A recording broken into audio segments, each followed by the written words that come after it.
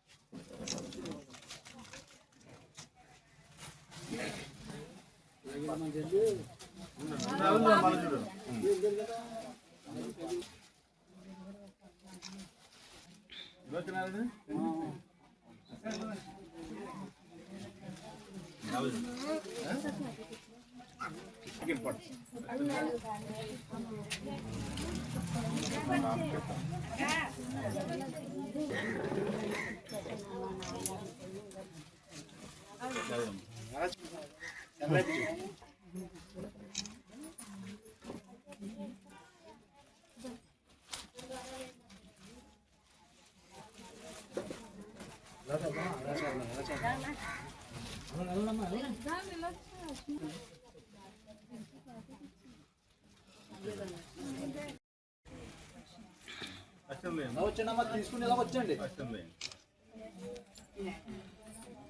అలాగా దండం పెట్టాలి. 10 ఆడేస్తాం మర్చిపో.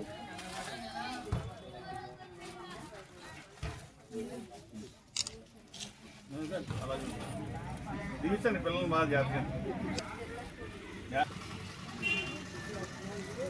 చదవమ్మా అదే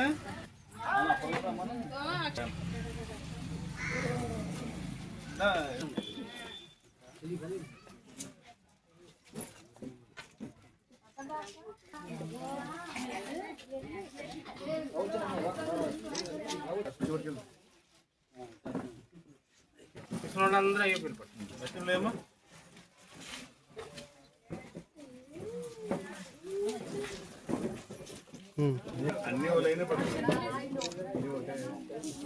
మీరు అందరూ ప్రేమలో ఉంటే బాగుంటుంది కదా. నా పేరు ఉండవల్లి వరప్రసాద్ అండి. జనాలకి ఏదో సేవ చేద్దాం కదని 2006లో పెళ్ళి అవ్వకుండా 10 మహిళలకు 2 మంచాల పాత బియ్యం ఇద్దామని నిర్ణయించుకుని నా జీవితాంతం బతుకున్నాళ్ళు ఇద్దామని నిర్ణయించుకున్నాను. అలాగే ఫంక్షన్ చేస్తున్నాను. తర్వాత పిల్లలు పుట్టాక పిల్లలు పుట్టినరోజు ప్రతి పుట్టినరోజుకి 10 సంవత్సరంలో 2 సార్లు వద్దాను. ఒక అమ్మాయి వచ్చారు, ఒక అమ్మాయి వచ్చారు. ఆ అమ్మాయిదేమో 11 నెలలో 16 తారీఖున వస్తాయి. ఒక అమ్మాయిదేమో 4 నెలలో 9 తారీఖున వద్దండి. ఇద్దరు పుట్టినరోజుకి 60 మందికి బట్టలు పెట్టి భోజనాలు పెడతాం. వాళ్ళు ఏం బట్టలు కడితే ఆ రకం కొని బట్టలు పెట్టి భోజనాలు పెడతామండి. తర్వాత ఏమో ఎవరిని ఊళ్ళో కాలం చేసిన వాళ్ళకి అన్ని పొలాలకి కాలం చేసిన అన్ని పొలాలకి 25 కేజీలు బియ్యం ఇస్తానండి. ఇవన్నీ కూడా నా జీవితాంతం నేను బతుకున్నాను కాలం ఇద్దామని నిర్ణయించుకున్నాను. ఇది ఏం కాదు, నా పిల్లలకు మంచి జరగాలని కోరుకుంటున్నాను. జనాలకి ఏదో సేవ చేయాలి ఉన్నంతలోని. నేను సంవత్సరానికి 2 లక్షల దాకా అవుద్దని ఖర్చుది. అలా మెయింటెనెన్స్ చేస్తున్నాను. నా జీవితాంతం బతుకున్నాను కాలం చేద్దామని ఆశయంతో చేస్తున్నాను.